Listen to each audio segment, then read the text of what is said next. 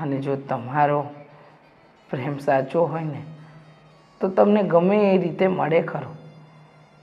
તમારા મા બાપે ભલે બળજબરીથી તમારા લગ્ન ગોવિંદ સાથે કરાવ્યા, પણ જો ગોવિંદ તમને પત્ની તરીકેનું સન્માન ન આપી શકતો હોય ને તો એવા પતિને પરમેશ્વર માનીને આખી જિંદગી એની ગુલામી ન કરાય.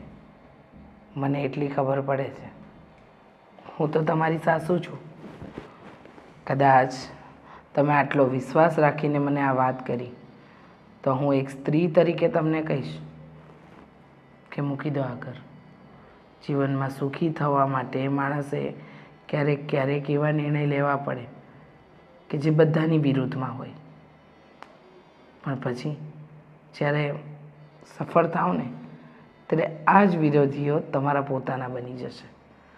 એટલે હું તો એક જ વાત કહીશ કે એક કામ કરો, તમે છે ને આ ઘર છોડીને જતા રહો.